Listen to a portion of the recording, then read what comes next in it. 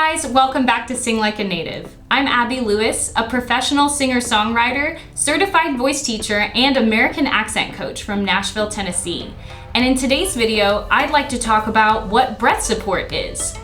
But before we dive in, make sure you subscribe to my channel and turn on notifications so you can always be up to date on new tips and tricks to improve both your singing voice and your accent.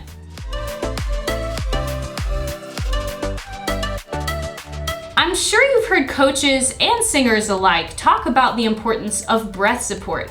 But what is breath support, and what does it mean to have more or less of it? I'm sure you've even heard coaches and singers say things like, sing from the diaphragm, or you've got to have more support. But what does any of that mean? First of all, I'd like to dispel a very common myth, which is this phrase, sing from the diaphragm.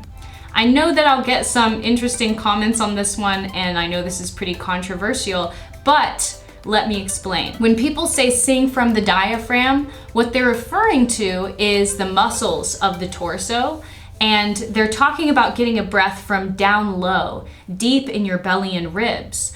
So why is it wrong to say sing from the diaphragm? Well, the diaphragm is an inhalation muscle.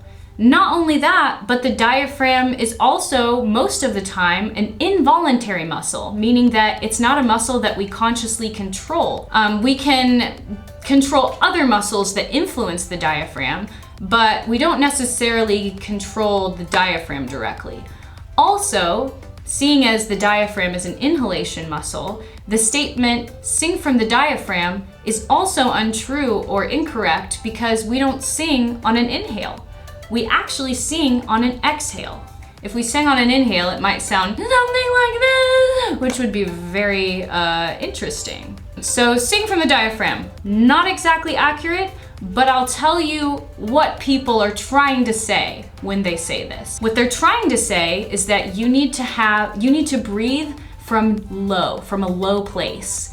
You don't need to breathe high, which is chest breathing, or what we call clavicular breathing. Filling up your chest with air, and you can hear it's even a loud breath. That's how you can identify it, and your chest expands. This is not the most efficient breath for singing. When people say sing from the diaphragm, what they really mean is that you're supposed to sing from the belly and the ribs. Breathing into your belly and ribs is a special technique in singing called appoggio. And this is the most efficient way to take a breath while singing. So how do you achieve appoggio? Well, if you put one hand on your belly and one hand on your ribs, and you can feel those two expand, and then do a hiss with me, and slowly let the air out, you'll feel both of those come back together and sort of deflate, kind of like a tire. You also want to feel that the ab muscles are engaged, not super tense, but definitely engaged in helping this process to happen. This is appoggio, and this is where you get the best support. Another thing that people tend to be confused about is how much breath they need. In singing, we actually don't need very much breath. In fact, we need very, very little. So what I want you to remember is that you only take in a little and only let out a little. It takes just a very little bit of breath to sing. If you take in some massive breath, what can happen is that you can crowd your lungs so that when you go to sing, you feel like you have to just let it all out. You let it come flooding out, which is what we refer to as letting your breath go. That will cause many issues with your singing. You'll run out of breath much more quickly. You may not be able to achieve that crisp, clear sound that you want in your vocals, and it's just kind of exhausting. So what you want, take in a little, let out a little, breath comes into belly and ribs, and deflates, comes together very slowly. And what you want to think about breath support as is the resistance of the exhalation. You're resisting exhaling.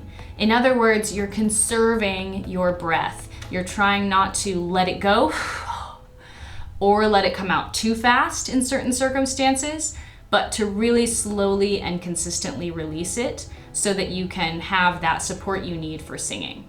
Thank you guys so much for watching this video. In my next video, I'll be giving you some exercises that will help you to find your breath support and to get a good feel for what it means to have the right support when you sing. So thank you guys. I hope this was helpful and insightful. Be sure again to subscribe and turn on notifications if you want to receive more tips like this in the future. And if you have any questions regarding singing technique or accent reduction, please leave a comment below and I'll try to answer your question in a future video. Thank you guys so much and see you next time. Bye.